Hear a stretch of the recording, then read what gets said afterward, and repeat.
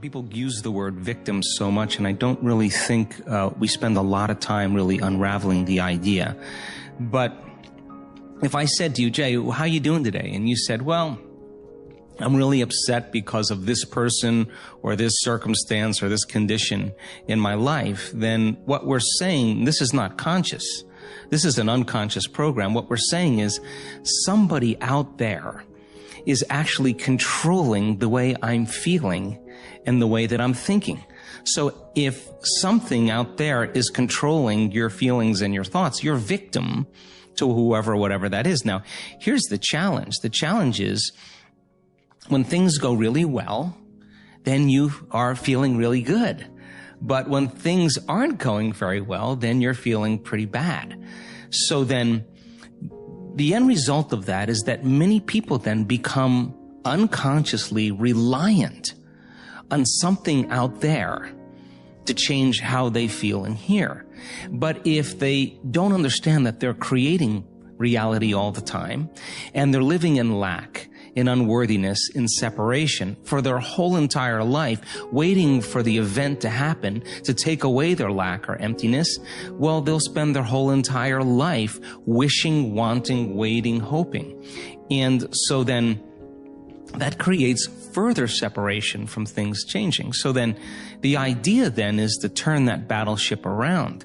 Is it possible then that the way you think and the way you feel can begin to produce effects in your outer world? Now, that isn't something that you swallow in one bite. It's a process of gaining knowledge. It's a process of practice. It's a process of experience. But once you start seeing those synchronicities, those coincidences, those opportunities that start to fall into place because you're experiencing change in your outer world, if you're doing the work, you're going to start paying attention to what you're doing inside of you that's producing the effect outside of you. And once you correlate the changes of what you're doing inside of you with the effect you produce outside of you, you're going to pay attention to what you did and you're going to do it again. And all of a sudden, you're going to start believing more that you're the creator of your life and less of the victim of your life. So if your thoughts and feelings somehow have an effect on your outer world, and you're reacting to the same people at the same place at the same time in the same circumstances, then you're actually reaffirming the same reality because you're thinking equal to everything that you know. So that in order to change that, we have to begin to be greater than our environment. And a being is how we think and feel. So when people begin to practice this, they're not so quick to give their power away to the person or condition in their life, because the stronger the emotion you feel from some problem or condition in your life, the more altered you feel inside of you, the more you pay attention to the cause. Well, where you place your attention is where you place your energy. So you're giving your life force, you're giving your energy away to that person or problem that you could be using to heal, that you could be using to create a new future.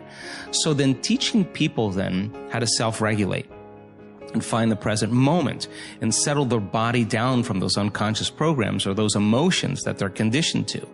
That's the work. And so then when you start lowering the volume to those emotions and you're doing the work and mastering yourself in some way, as you begin to change your emotional state, you're not going to be thinking about that person or problem, and you're going to begin to take your power back. And it literally begins to build a person's own electromagnetic field. Now they have energy to heal. They have energy to create a new future. Hey, we all lose. I failed in bodybuilding. I lost bodybuilding competitions. I lost powerlifting competitions. I lost weightlifting competitions. I had movies that went in the toilet and that were terrible and got the worst reviews. And in politics, I remember I had many of the initiatives on the ballot, and we lost. My approval rating in California went down to 28%. And then it went back up again, and I won again the governorship. So then you think, okay, well, I'm trying to make this decision. I'm going to go try to do something difficult. And isn't that terrifying? And then you think, yeah, but wait a minute. What's really terrifying is not doing it. I said that it can literally save your life. 85% of the American public, according to recent studies, are going to jobs that they hate, working on jobs that do not challenge them. This thing right here, really, man, you got to look. So many good things have happened to me. Now, look, I also had some painful moments in this like you. But, hey, I look for the bright side, man. Here's something else. Most people are not living their dreams because of fear, ladies and gentlemen. Fear, limited vision, and lack of self-esteem is what keep most people doing things they don't want to do. It wasn't until my journey manifested into something much bigger that this really, really became a part of my life. And what was terrible and slow and painful has become something that I love and I thrive on. And it's something that I'm so thankful to have as an outlet in my life today that I wouldn't have had otherwise if I hadn't dared to get involved in the first place. The best lesson for me was coming back from what happened. You know, going to jail, losing everything, coming back. How do you put value on what you're doing? Like I was just in the future, thinking about watching myself on my television network. Because I do that, that means I have to think what would be the worst case scenario, and then I have to think what would be the best case scenario. So it's not a 180-degree turn. It's not like you have this amazing breakthrough, the ceiling opens up, lights come down, and you hear the angels sing. It just ain't happening like that.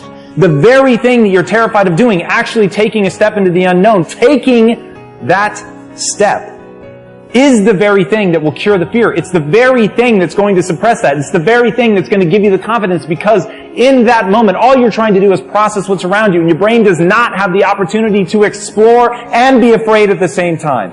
It's going to require you to become someone you haven't even seen yet. It's going to require you to say the things you haven't said and do the things you haven't done so that you can become the man, the woman you've always known yourself to be.